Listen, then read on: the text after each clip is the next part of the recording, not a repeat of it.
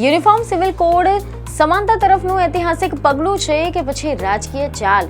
ગુજરાતમાં યુસીસી બદલાવનો નવો અધ્યાય કે પછી ચર્ચાનો વિષય? લગ્નથી લિવ ઇન સુધી શું છે નવા કાયદાની આખી કહાની? શું યુનિફોર્મ સિવિલ કોડ ખરેખર તમામ ધર્મ અને સમુદાયો માટે સમાન ન્યાય લાવશે કે પછી કેટલાક માટે નુકસાનકારક સાબિત થશે? લિવ ઇન રિલેશનશિપનું ફરજિયાત રજિસ્ટ્રેશન વ્યક્તિગત સ્વતંત્રતા પર અસર કરશે કે તે ખાસ કરીને મહિલાઓને વધુ સુરક્ષા આપશે? શું ગુજરાત પછી અન્ય રાજ્યો પણ યુસીસી અપનાવશે અને આખા દેશમાં એક સમાન નાગરિક કાયદો લાગુ થવાની શક્યતા કેટલી રહેલી છે? તો ચાલો આ સમગ્ર મામલે આપણે ડિટેલમાં જાણકારી મેળવીએ. નમસ્કાર દર્શક મિત્રો, ગુજરાતમાં આપણું સ્વાગત છે. તો દર્શક મિત્રો, આજે આપણે વાત કરવા જઈ રહ્યા છે એક એવા વિષય પર કે જે માત્ર ગુજરાત માટે નહીં પરંતુ સમગ્ર દેશ માટે ચર્ચાનું કેન્દ્ર બની ગયો છે.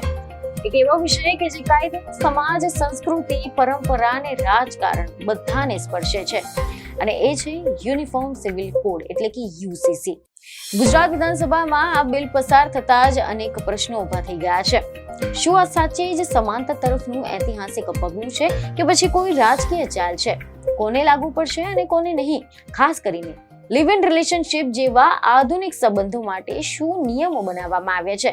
અને સૌથી મહત્વનું કે આ કાયદો આપણા રોજિંદા જીવનને કેવી રીતે અસર કરશે? તો ચાલો આ બધું જ આપણે ખૂબ જ વિગતવાર અને સરળ રીતે સમજીએ. શરૂઆત કરીશું થોડા ઇતિહાસથી. તો યુનિફોર્મ સિવિલ કોડનો વિચાર આ કોઈ નવો નથી. ભારતના બંધારણના નિર્દેશાત્મક તત્વોમાં એટલે કે ડાયરેક્ટિવ પ્રિન્સિપલમાં આ વિચાર પહેલેથી જ સમાવિષ્ટ છે, જે કહે છે કે દેશમાં એક સમાન નાગરિક કાયદો હોવો જોઈએ. એટલે કે લગ્ન હોય, છૂટાછેડા હોય, વારસાગત હક હોય, આ બધા જ વ્યક્તિગત મુદ્દાઓમાં ધર્મ આધારિત અલગ અલગ કાયદાઓને બદલે એક જ કાયદો લાગુ થવો જોઈએ. પરંતુ સ્વતંત્રતા પછી અત્યાર સુધીમાં આ મુદ્દો હંમેશા ચર્ચાનો વિષય રહ્યો છે, કારણ કે ભારત એક બહુધર્મી અને બહુ સાંસ્કૃતિક દેશ છે કે જ્યાં દરેક સમુદાયને પોતાની પરંપરા અને માન્યતાઓ છે. અને હવે આપણે વાત કરીશું ગુજરાતની. તેવા અહેવાલ સામે આવી રહ્યા છે કે ગુજરાત વિધાનસભામાં આ બિલ ગઈકાલે એટલે કે મંગળવારે બહુમતીથી પસાર કરવામાં આવ્યું છે અને લગભગ 7 કલાકથી વધુ ચર્ચા બાદ આ નિર્ણય લેવામાં આવ્યો. સરકારે તેને ઐતિહાસિક ગણાવ્યો, જ્યારે વિપક્ષે તેને રાજકીય સ્ટન્ટ ગણાવ્યો છે.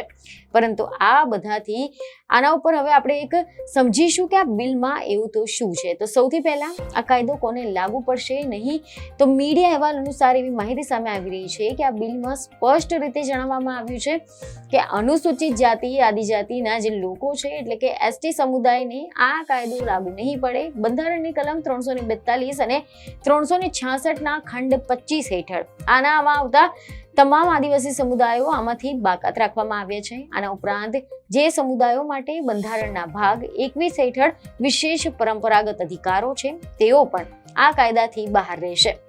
હવે સવાલ એ થાય છે કે જો આ કાયદો સમાનતા માટે છે તો પછી કેટલાક સમુદાયોને બાકાત કેમ રાખવામાં આવ્યા છે?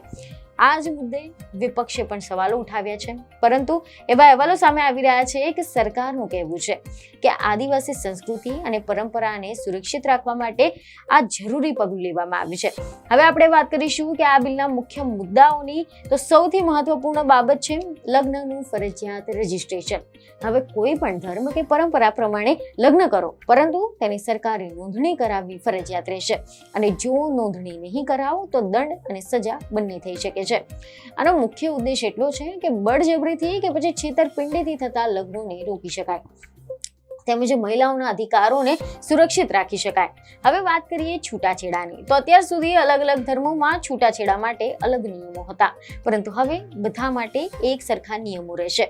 કોર્ટની બહારના છૂટાછેડા અમાન્ય ગણાશે, એટલે કે હવે કોઈ પણ વ્યક્તિ મૌખિક રીતે કે પછી પરંપરા મુજબ છૂટાછેડા નહીં આપી શકે. તેને કોર્ટની પ્રક્રિયા દ્વારા જ કરવું પડશે. આથી ખાસ કરીને મહિલાઓને સુરક્ષા મળશે. હવે આપણે વાત કરીશું વારસાગત હકની. તો આ બિલ મુજબ દીકરા અને દીકરી બંનેને સમાન હક મળશે. ખાસ કરીને કેટલાક સમુદાયો એવા છે કે જ્યાં પહેલા પુત્રને વધુ હક મળતો હતો, પરંતુ હવે દીકરીને પણ સમાન હક મળશે. હવે ખૂબ જ મહત્વનો મુદ્દો લિવ ઇન રિલેશનશિપ. આજના સમયમાં લિવ ઇન સંબંધો વધી ગયા છે.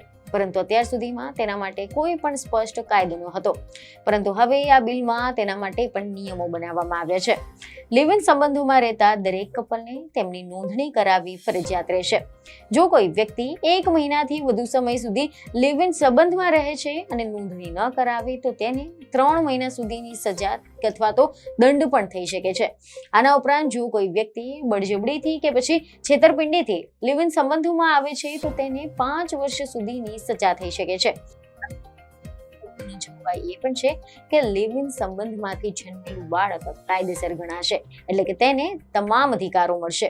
આના ઉપરાંત જો કોઈ સ્ત્રીને તેના પાર્ટનર દ્વારા છોડી દેવામાં આવે તો તે ભરણ પોષણ માટે કોર્ટમાં જઈ શકે છે. હવે વાત કરીશું સજાની જોગવાઈઓની. તો જો લગ્નની નોંધણી નહીં કરાવો તો 10,000 રૂપિયા સુધીનો દંડ થશે.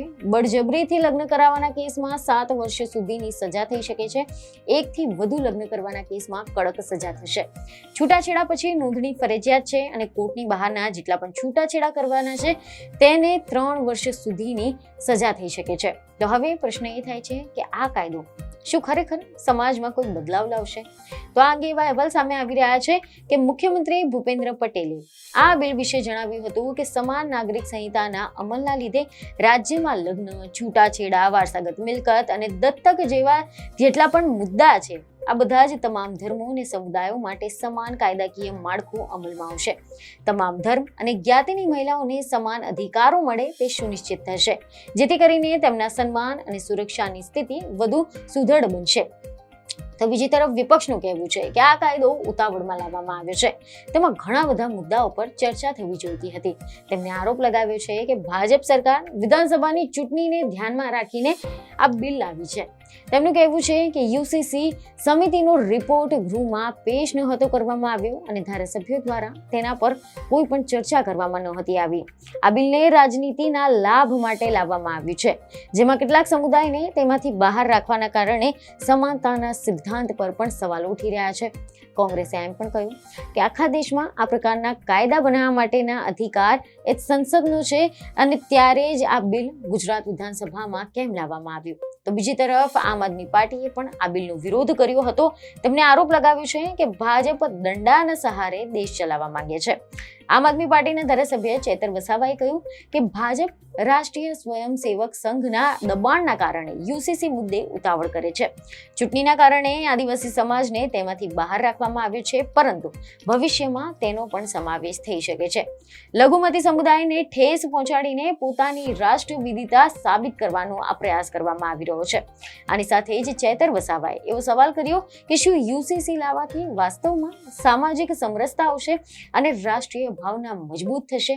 તો કેટલાક લોકો માને છે કે આ કાયદો આધુનિક સમાજ માટે જરૂરી છે, ખાસ કરીને લિવ ઇન સંબંધો અને મહિલાઓના અધિકારો માટે, જ્યારે કેટલાક લોકો માને છે કે આનાથી પરંપરા અને ધાર્મિક સ્વતંત્રતા પર અસર થઈ શકે છે. હવે એક મોટો સવાલ, શું આ કાયદો આખા ભારતમાં લાગુ થશે?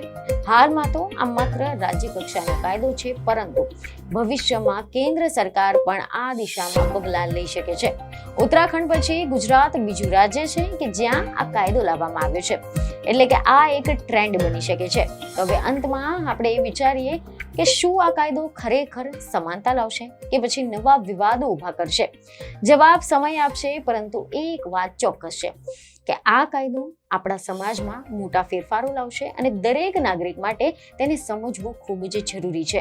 કારણ કે કાયદો માત્ર કાગળ પર નહીં, પરંતુ આપણા જીવનમાં પણ લાગુ પડે છે અને તેની અસર સીધી આપણા સંબંધોમાં, અધિકારોમાં અને જવાબદારીઓ પર જોવા મળે છે. તો દર્શક મિત્રો, આ હતી ગુજરાતના યુનિફોર્મ સિવિલ કોડ વિશેની સંપૂર્ણ જાણકારી. તો તમે શું વિચારો છો? શું આ કાયદો યોગ્ય છે? શું આનાથી ખરેખર સમાનતા આવશે કે પછી આ માત્ર રાજકીય નિર્ણય છે? આ અંગે તમારું શું માનવું છે? જરૂરથી જણાવો, કારણ કે જાગૃત નાગરિક જ મજબૂત સમાજ બનાવી શકે છે. બીજને ખબર સાથે ફરી મળીશું. ધન્યવાદ.